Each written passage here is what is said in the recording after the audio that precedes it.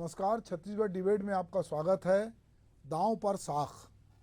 दरअसल जब कोई बड़ा नेता या बड़ा व्यक्ति कहीं से चुनाव लड़ता है या कुछ भी ऐसी बात करता है तो ऐसा लगता है कि उसकी जो साख है वो दांव पे लगी है।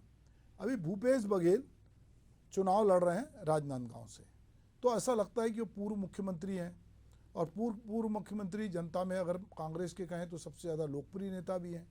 और ऐसे लोकप्रिय नेता को यदि वहाँ से लोकसभा का चुनाव लड़ना पड़ रहा है तो उनकी जो साख है वो दांव पे लगी। ऐसा नहीं है कि भूपेश बघेल इसके पहले चुनाव जीते या हारे ना हो, उन्होंने दोनों तरह का स्वाद चखा है।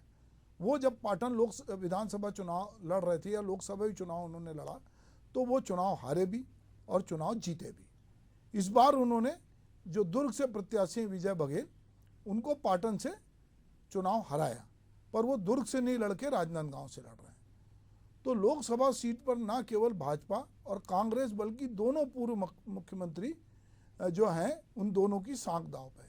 राजनांदगांव से पूर्व मुख्यमंत्री डॉक्टर रमन सिंह की ये जो परंपरागत सीट रही है, डॉक्टर रमन सिंह की जीत के बाद इस सीट पर कांग्रेस ने कभी कब्जा नहीं कर पाया। भाजपा के इस मजबूत किले में सेंध लगाने के लिए इस बार कांग्रेस ने पूर्व मुख्यमंत्री भूपेश बघेल को उतारा है। भूपेश बघेल के मैदान में आने के बाद राजनांदगांव सीट पर लड़ाई रोचक हो गई है। भाजपा और कांग्रेस दोनों ने राजनांदगांव को प्रतिष्ठा से जोड़ लिया है। चुनाव के मैदान में शब्दों के अस्त्र शस्त्र और लड़ाई को जो है वो निर्णायक मोड़ पे उसको पहुंचा दिया है, क्योंकि अब चुनाव जो है 2 ही दिन बाद होना है। लिहाजा राजनांदगांव सीट पर साख की लड़ाई में शब्द बाण का प्रयोग शुरू हो चुका है। जब हमने देखा कि जब भूपेश बघेल फॉर्म भरने गए थे और उस मंच से जब वहाँ पे डॉक्टर चरणदास महंत ने जो बात कही थी उस बात को लेकर पूरे देश भर में काफ़ी हल्ला मचा, क्योंकि उसमें प्रधानमंत्री नरेंद्र मोदी को लेकर कुछ बातें टिप्पणी की गई थी। मुख्यमंत्री विष्णुदेव साय ने पूर्व मुख्यमंत्री भूपेश बघेल को विभिन्न घोटालों का दागदार बताते हुए दावा किया है कि कांग्रेस ने भाजपा की राह आसान कर दी है, क्योंकि भूपेश बघेल को जनता विधानसभा चुनाव में खारिज कर चुकी है। राजनांदगांव में भाजपा भारी मतों से जीतेगी। मुख्यमंत्री के दावे पर कांग्रेस ने पलटवार करते हुए कहा है कि भूपेश बघेल को राजनांदगांव से प्रत्याशी बनाए जाने के बाद भाजपा डर गई है। राजनांदगांव में भूपेश बघेल का प्रभाव दिख रहा है। भाजपा की हार सुनिश्चित देख के मुख्यमंत्री विष्णुदेव साय डर के कारण इस तरह का बयान दे रहे हैं। विष्णुदेव साय को पता है कि जैसे ही राजनांदगांव हारेंगे उनकी मुख्यमंत्री की कुर्सी चली जाएगी। हम आज इसी मुद्दे पर चर्चा करेंगे, लेकिन इसके पहले देखते हैं कि इस मामले में राजनेता जो है वो किस तरह की प्रतिक्रियाएं दे रहे हैं, क्या कह रहे हैं। देखिए, राजनांदगांव से हमेशा भारतीय जनता पार्टी जीतते आई है और कांग्रेस पार्टी यहां से इस प्रदेश के कांग्रेस के पूर्व मुख्यमंत्री श्री भूपेश बघेल जी को प्रत्याशी बनाकर हम लोगों का ये चुनाव को और आसान कर दिया है। एक ऐसा दागदार चेहरा जिसको 2023 के विधानसभा चुनाव में छत्तीसगढ़ की जनता नकार चुकी है। श्री भूपेश बघेल के प्रत्याशी बनाए जाने के बाद भारतीय जनता पार्टी डर गई है, घबरा गई है। भूपेश बघेल जी को जबरदस्त जन समर्थन राजनांदगांव में मिल रहा है। भूपेश बघेल जी के प्रत्याशी बनाए जाने से छत्तीसगढ़ में कांग्रेस की जो चुनावी संभावनाएं थी वो बढ़ गई। सारी 11 सीटों में भूपेश बघेल जी का प्रभाव साफ साफ दिख रहा है और इस घबराहट में अब विष्णुदेव साय जी डर के बयानबाजी कर रहे हैं, अनर्गल बयानबाजी कर रहे हैं, उनके खिलाफ बोल रहे हैं। साय जी को मालूम है कि जैसे ही छत्तीसगढ़ में भारतीय जनता पार्टी की पराजय होगी उनकी मुख्यमंत्री की कुर्सी खतरे में पड़ जाएगी, इसीलिए वो भूपेश बघेल के खिलाफ बात कर रहे हैं। तो एक तरफ तो कहीं भूपेश बघेल की साख दांव पर है, दूसरी तरफ ये कहा जा रहा है कि विष्णुदेव साय जो मुख्यमंत्री बनाए गए हैं अगर कहीं राजनांदगांव और बाकी सीटें हारते हैं तो विष्णुदेव साय की कुर्सी भी जा सकती है। इस तरह की बातचीत भी अभी आप सुन रहे थे। तो चलिए सबसे पहले हम संदीप दुबे जी के पास चलते हैं जो कांग्रेस के प्रवक्ता हैं, उनका स्वागत है। और दूसरा हमारे साथ बीजेपी के प्रवक्ता एहतराम साहू जी जुड़े हैं, उनका भी स्वागत है। तो हम बातचीत का सिलसिला शुरू करते हैं। भूपेश बघेल राजनांदगांव से चुनाव लड़ते हैं। आप दोनों ही प्रवक्ता जानते हैं कि कोई भी नेता अपने मन से कहीं से चुनाव नहीं लड़ता है। जब तक उसको पार्टी हाईकमान ना कहे कि आपको चुनाव लड़ना है, और पार्टी हाईकमान जो भी पार्टी की स्ट्रेटेजी होती है उसके अनुसार वो तय करता है कि किसको कहाँ से चुनाव लड़ाना है। क्योंकि राजनांदगांव से एक प्रतिष्ठापूर्ण सीट समझकर जब वहाँ से भूपेश बघेल को ये चुनाव लड़ाया गया तो ये लगा कि पूरे छत्तीसगढ़ में, चूंकि भूपेश बघेल उसके पहले 5 साल लगातार जो है मुख्यमंत्री रहे और छत्तीसगढ़ में कांग्रेस का सबसे बड़ा चेहरा है, तो जैसे ही उनका नाम आया तो अचानक से राजनांदगांव की सीट जो है वो महत्वपूर्ण हो गई और लोगों को लगा कि उनके खिलाफ कौन है, तो संतोष पांडे जी हैं। संतोष पांडे कौन है? वर्तमान सांसद हैं और उनके खिलाफ भूपेश बघेल लड़ रहे। तो अचानक से ये लड़ाई थोड़ी तीव्र हो गई।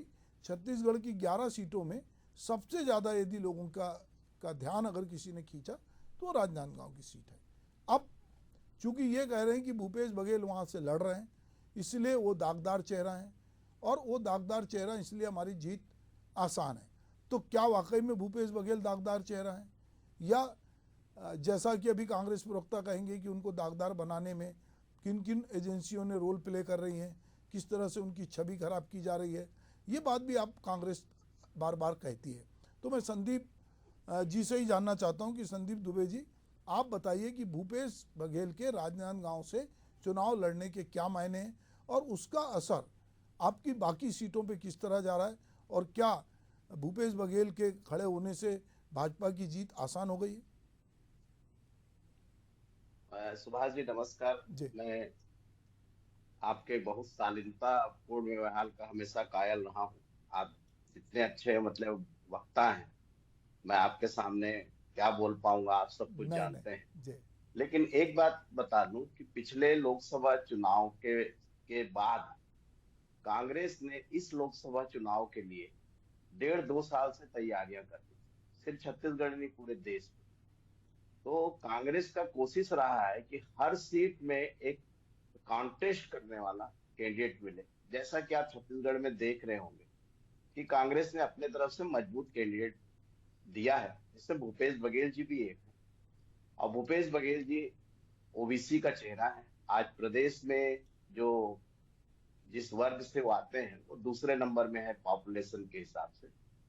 और रही बात मुख्यमंत्री साय जी का जो आरोप लगाना कि भ्रष्टाचार में लिप्त हैं और उनके ऊपर आरोप है, दागदार है, तो सरल हो गया। अगर इतना ही सरल हो गया तो बाकी सीटों पर ध्यान क्यों नहीं दे रहे? बाकी सीटों पर जाए, मोदी, शाह, नड्डा, योगी सारे लोग राजनांदगांव सीट में है। और राजनांदगांव सीट में इनका जो एक ट्रोल आर्मी है जो सीधा सोशल मीडिया के माध्यम से जिस प्रकार से अफवाह फैलाने का काम कर रहा है, भ्रम पैदा करने का काम कर रहा है, तो ये चुनाव लेवल प्लेइंग तो दिखता नहीं। जिस प्रकार से भाजपा कर रही है, भ्रष्टाचार की बात करेंगे तो डॉक्टर रमन सिंह और उनके बेटे भी इसमें जो है दागदार हैं। बार बार भूपेश बघेल ने पत्र लिखा था केंद्र को कि पनामा घोटाले की जांच करे, उन्होंने नहीं किया। अगस्ता हेलीकॉप्टर खरीद के मामले में जांच करे, उन्होंने नहीं किया। केंद्र में इनकी सरकार थी। अब रही बात, क्योंकि आपने कह दिया है कि बाकी सब जो है जो आरोप लगे हैं वो ईडी ने लगाया होगा, मैं ये बात कहूंगा तो मैं उस बात को नहीं कहता। मैं एक बात जरूर कहूंगा कि महादेव ऐप के बारे में जो कहा गया कि भूपेश बघेल हफ्ता लेते थे, महीना लेते थे, सिपाही से इंस्पेक्टर, एसपी से डीजी, और उसके बाद जो है होम सेक्रेटरी के थ्रू उनके पास जाता था, तो इसमें मैं बताना चाहूंगा क्या महादेव ऐप विष्णु साय की सरकार आने के बाद बंद हो गया? नहीं हुआ। महादेव ऐप आज भी धड़ल्ले से जारी है। तो क्या विष्णुदेव साय भी उसमें हफ्ता और महीना ले रहे हैं? ये इसका जवाब नहीं दे पाएंगे। आपको मैं बता दूं, महादेव ऐप जो है इंटरनेटिंग एक वो है गैम्बलिंग।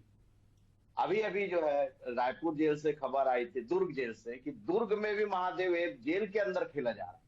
अब तो यही स्थिति हो गई कि जेल से चिट्ठी लिखा जा रहा है कि ये ग्रुप जो है इसमें महादेव ऐप जो है दुर्ग से चला रहे, जेल से चला रहे, जेल से संचालित कर रहे हैं। हो सकता है कुछ दिनों बाद थाने से संचालित करने लग जाए। तो ये तो भ्रष्टाचार की बात करें ना। आपको मैं इसमें और बता जी, चलिए संदीप जी से अभी बात करेंगे। एहतराम साहू जी हमारे साथ हैं। एहतराम जी, जो बात अभी संदीप जी कह रहे थे उस बात पे आप आगे बढ़ाइए कि क्या वाकई में जो भूपेश बघेल हैं, जो उनको दागदार चेहरा बता के कह रहे हैं कि राजनांदगांव में जीत आसान हो गई है। तो यदि जीत इतनी आसान है तो अभी संदीप जी कह रहे थे कि क्यों सारे नेता जो हैं वो राजनांदगांव लोकसभा क्षेत्र के इर्द गिर्द घूम रहे हैं और भूपेश बघेल को लेकर सोशल मीडिया पे भाजपा का जो आईटी सेल है वो बहुत दुष्प्रचार क्यों कर रहा है अगर सीट आसान है तो। नमस्कार जी, आप सभी को मेरा नमस्कार। देखिए, मुख्यमंत्री जी आरोप काम है,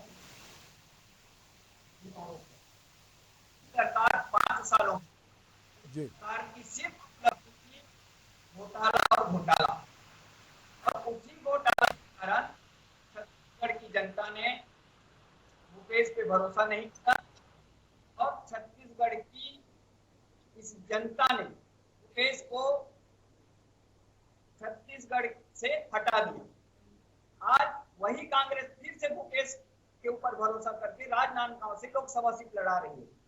लोकसभा सीट राजनांदगांव भी छत्तीसगढ़ में ही है, इसलिए वहां की जनता भूपेश पे भरोसा करने वाली नहीं है। उनके घोटाले जग जाहिर हैं।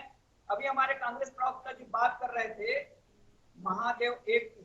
सिर्फ कांग्रेस के पास आरोप लगाने के सिवाय कोई भी तथ्यात्मक बातें नहीं है।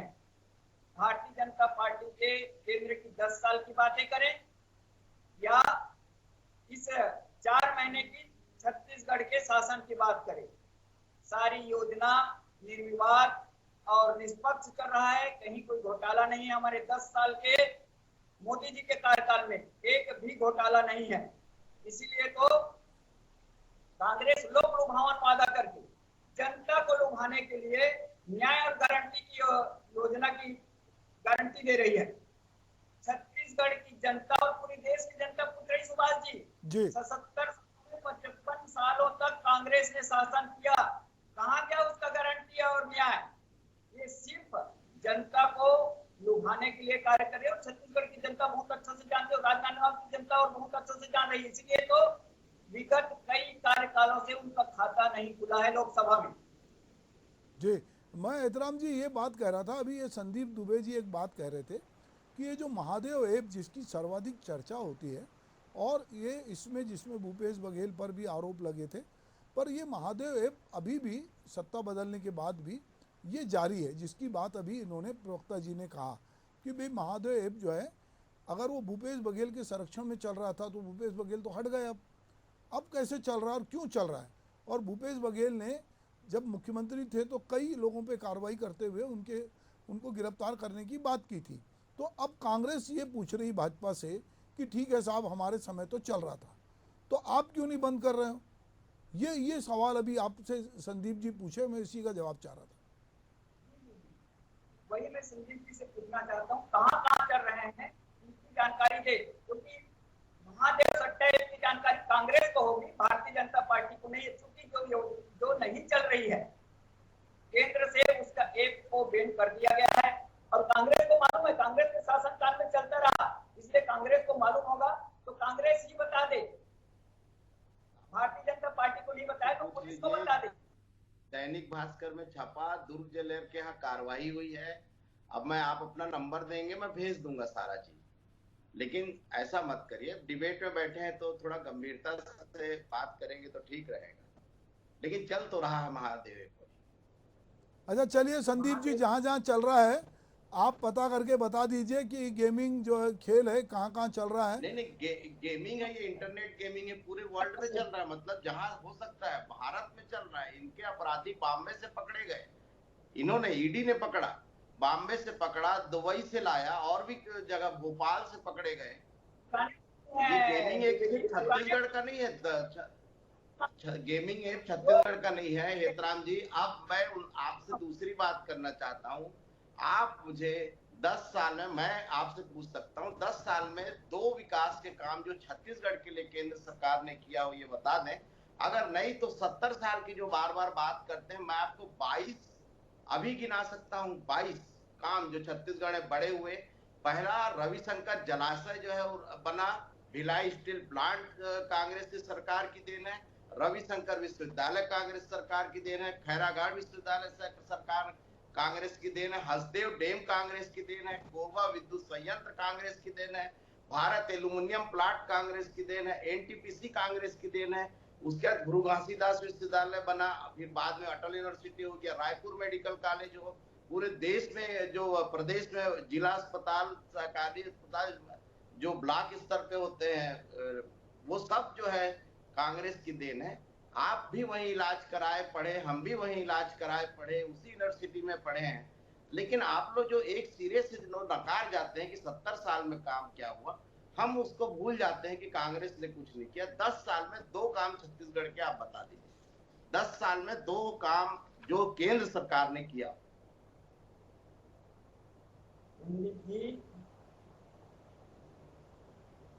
रेल के जो दोहरीकरण की योजना है, आपको पता नहीं है, आरएसएस आपसे पीछे हट गई है, क्योंकि जिस प्रकार से मोदी ने 102 सीट के बाद जिस प्रकार से भाषणों में मुस्लिमों का उपयोग किया, जिस प्रकार से बोल रहे हैं कि हमारे घोषणा पत्र में मंगलसूत्र को लिया जाएगा और दूसरों को बांट दिया जाएगा मुस्लिमों को, इस प्रकार से तो भाषण में आ गए मोदी जी।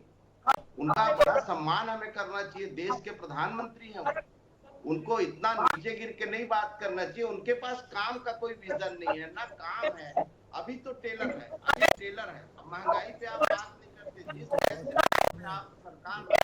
जिस प्याज आलू के महंगाई पे आप सरकार लाए, आज आप तेल की बात नहीं करते, पेट्रोल की बात नहीं करते, डीजल की बात नहीं करते, गैस सिलेंडर की बात नहीं करते। आप क्या काम कर रहे हैं तो बता दीजिए। आपका एक मैं देखता हूँ जिसमें लिखता है कि घर घर में पानी, घर घर में जो है गैस सिलेंडर, और घर घर में हमने क्या बोलना चाहिए, सारा चीज पहुंचा दिए। कहां से पहुंचा दिया आप बताइए? आप अपने घर के आसपास देख लीजिए कितने घर में नल लगे होंगे। तो एहतराम जी, विकास की बात पे आप चुनाव नहीं लड़ना चाहते, अनर्गल बातें करते हैं जी आप। ठीक है संदीप जी, अभी आप जो बात कह रहे हैं, नेतराम जी अभी जुड़ जाएंगे हमारे साथ। आप कह रहे हैं हम राजनांदगांव सीट की तरफ लौटते हैं। राजनांदगांव सीट जो है, आपने बहुत लंबे अरसे से, जब से डॉक्टर रमन सिंह वहाँ पर गए हैं तब से कांग्रेस वो सीट नहीं जीती। मोतीलाल बोरा वहाँ से जीते थे, उसके बाद एक लंबा अंतराल हो गया। अभी बीच में गिरीश देवांगन को आप विधानसभा चुनाव में ले गए और ये भी कहा गया था कि ये भूपेश बघेल चुनाव लड़ रहे हैं, पर उसके बावजूद जो है गिरीश देवांगन वहाँ से हारे। जो भी समीकरण था विधानसभा में, ये भी बात थी कि गिरीश देवांगन को एक हाईकमान ने भेजा था और वो वहाँ से इलेक्शन हारे। अभी हम लगातार देख रहे हैं कि भाजपा का वो एक अभेद गढ़ सा हो गया है। उस गढ़ को तोड़ने के लिए भूपेश बघेल जैसे बड़े चेहरे को वहाँ से उतारा गया है। पर पूरी बीजेपी, जिसमें योगी आदित्यनाथ से लेकर कवर्धा के में, अगर आप देखें कवर्धा में ही अकेले इतनी बड़ी लीड थी विधानसभा में विजय शर्मा की, कि ये सारी लीड, अभी अगर हम राजनांदगांव के समीकरण को समझते हैं तो राजनांदगांव में कांग्रेस की ज़्यादा सीटें विधानसभा में, बीजेपी के पास 2 ही सीटें हैं। पर उसके बावजूद ऐसा क्यों लग रहा है कि बीजेपी अपने इस मतलब पूरी ताकत लगाकर अपनी बढ़त को बनाए रखना चाहती है? बीजेपी इसलिए बढ़त बनाए रखना चाहती है, उनके प्रतिष्ठा का विषय है, मुख्यमंत्री की प्रतिष्ठा का विषय है, डॉक्टर रमन सिंह की प्रतिष्ठा का विषय है, क्योंकि यहीं से वो विधानसभा जीत का रास्ता इनका खुला था। जब वहां पे हिंदू मुस्लिम में भेद करा के इन्होंने वहां दंगा भड़काने की कोशिश किया। हम बार बार जो है, आज भूपेश बघेल जी गांव-गांव जा रहे हैं, विकास की बात कर रहे हैं, हम क्या देने जा रहे हैं नारी न्याय के नाम से या एमएसपी गारंटी पर? हमने दिया भी है, छत्तीसगढ़ में 2500 से हमने किया, उसके बाद भाजपा 3100 की। भाजपा अगर चाहती तो पूरे देश में 3100 कर सकती थी धान का, इन्होंने नहीं किया। आज यूपी में 1600-1700 में धान बिक रहे हैं, बड़े परेशान है लोग, क्योंकि इनको चुनाव जीतना था। हम इस बार नारी न्याय के नाम से 1 लाख देने जा रहे हैं। इसके साथ साथ हम कास्ट सेंसस भी कराएंगे, जिससे क्या है इक्वल एक पता चल पाए कि कौन किस स्थिति में है, उस हिसाब से आरक्षण देंगे। हम 30 लाख वैकेंसी में जो है, इन सब मुद्दों को लेके हम जा रहे हैं। लेकिन देखिए कि मैं प्रधानमंत्री के 2-3 दिन के पहले के बयान से बड़ा दुखी हूं कि मैं देश के प्रधानमंत्री से ऐसा नहीं समझता कि ऐसा भाषण वो देंगे कि बार बार जो है हिंदू मुस्लिम की बात करेंगे। कल तो हद से ज्यादा गिर के भाषण दिए कि मंगलसूत्र कांग्रेस ले लेगी, आपकी प्रॉपर्टी कांग्रेस ले लेगी, आपकी 2 कार है तो 1 कार कांग्रेस ले लेगी। ऐसा आपने भी कभी नहीं सुना होगा। अब रही बात 2014 जब चुनाव हुआ, 2014 में स्थिति अलग थी। विपक्षी जो है भ्रष्टाचार के मुद्दे में कांग्रेस को घेर चुकी थी, जो कि बाद में 10 साल में शून्य रहा। मनमोहन सिंह जी के खिलाफ एक भी आरोप प्रमाणित नहीं पाए गए। इसी प्रकार से अभी ये फिर से आरोप लगा रहे हैं। इनका इशू ये है कि भ्रष्टाचार के नाम से आरोप लगाएं और सत्ता में आए। सत्ता में आने के बाद इनको विकास में ध्यान नहीं देना है, और भी जो आर्थिक समानता विषमता जो भी है इस पर ध्यान नहीं देना है। ये सब है। रही बात राजनांदगांव की, राजनांदगांव निश्चित रूप से लगातार भाजपा के पक्ष में रहा है, और इसीलिए हमने हमारे शीर्ष नेतृत्व ने ऐसा प्रत्याशी उतारा है कि जो अच्छी से और कड़ी टक्कर दे पाए। भूपेश बघेल अपने कार्यों से भी लेके जा रहे हैं। आज हम हार गए हैं, इसका मतलब पूरी तरह से हार नहीं गए। आज 35 सीट है हमारे पास, कई सीटों में हम कम मार्जिन से हारे हैं। तो इस प्रकार से जो है कांग्रेस आज नेट टू नेट टक्कर देने की स्थिति में है, और मुझे लगता है कि हम राजनांदगांव सहित 7 सीट जीतेंगे। ठीक है, चलिए हम एहतराम साहू जी हमारे साथ हैं। एहतराम जी ये कह रहे हैं कि राजनांदगांव सहित हम बाकी सीटें जीतेंगे, और ये भी मान रहे हैं कि राजनांदगांव में भूपेश बघेल को इसलिए उतारा गया कि राजनांदगांव की सीट लंबे समय से भाजपा के पास है। वहाँ से डॉक्टर रमन सिंह हैं, कवर्धा से उप मुख्यमंत्री हैं, तो भी कांग्रेस को लगा कि यहाँ से किसी कद्दावर नेता को उतारा जाए, इसीलिए भूपेश बघेल को उतारा गया है, ना कि वो दागदार चेहरे हैं इसीलिए उतारा गया। आपका क्या कहना है एहतराम जी? देखिए सुभाष, कांग्रेस चेहरे को कार्य है, और भारतीय पार्टी सामान्य कार्यकर्ता को भी लोकसभा में अपना प्रत्याशी बनाया है। भारतीय जनता पार्टी अभी दुबे जी विगत 10 साल में मोदी जी क्या किया? मोदी जी ने स्वास्थ्य, किसानों की, महिलाओं की, युवाओं के रोजगार, हर क्षेत्र में काम किया है। अभी तो हमारा यह देश 11वें नंबर में थी, अभी तो 5वें नंबर समय आया है। और उज्ज्वला योजना, जन धन योजना और गरीबी कल्याण, स्वास्थ्य योजना, ये सब योजना हमारे देश को गरीबी से आगे ले जाने का काम किया है। IMF रिपोर्ट में एक सर्वेक्षण कहा गया है कि विगत 45 सालों जो काम नहीं हुआ वह इस 7 सालों में हुआ है। यूनिसेफ कहा है सभ्यता में कोई मुकाबला नहीं है। गरीबी को हटाने के लिए भारत के प्रधानमंत्री ने अहम भूमिका निभाया है। प्रधानमंत्री का काम पूरे इस देश का है, और इसीलिए 2014 में जो गरीबी में हमारा जो महंगाई का 9.5 गरीबी का 2013-14 में 30.17 था, आज गरीबी का 11.28%। ये मोदी जी के ऐसे कामों में से ये ऐसा ही क्या रहा? मोदी जी के कामों की तुलना कांग्रेस नहीं कर पाएगी। मोदी के कामों के मुकाबला करने के इनके पास कुछ नहीं है।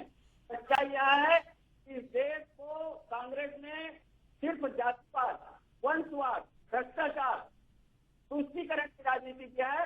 इसलिए देश की जनता भारतीय जनता पार्टी को फिर से अपना मत देने वाली है, और 11 की 11 सीटों में भारतीय जनता पार्टी विजयी होगी। जी, तो 11 की 11 सीटों में भारतीय जनता पार्टी विजित होगी। मोदी की गारंटी है, मोदी का चेहरा है, और मोदी के चेहरे के सामने बाकी चेहरे फीके हैं। इस तरह भाजपा को लगता है कि अगर कोई भी सीट है, अगर वहाँ मोदी की गारंटी है, मोदी का चेहरा है, तो इस बार जीतना जो है वो तय है। अब संदीप जी, आपने वहाँ से पूर्व मुख्यमंत्री को उतारा है, भूपेश बघेल को, पर उनकी टक्कर संतोष पांडे से कम और मोदी जी से ज़्यादा है। इसीलिए पूरी भाजपा जो है वहाँ पर जोर आजमाइश कर रही है, क्योंकि उनको लगता है कि ये हमारी परंपरागत सीट है और हमको ये सीट बचाना है। हम देखेंगे कि अगले दूसरे चरण में जो चुनाव दो दिन बाद है, वहाँ पर किस तरह से माहौल बनता है और किस प्रकार की वोटिंग होती है, और वोट देने लोग मोदी की गारंटी पे बाहर आते हैं या भूपेश के चेहरे पे बाहर आते हैं, ये देखना होगा। आप दोनों मेरे साथ इस डिबेट में शामिल हुए, आपका बहुत बहुत धन्यवाद। नमस्कार।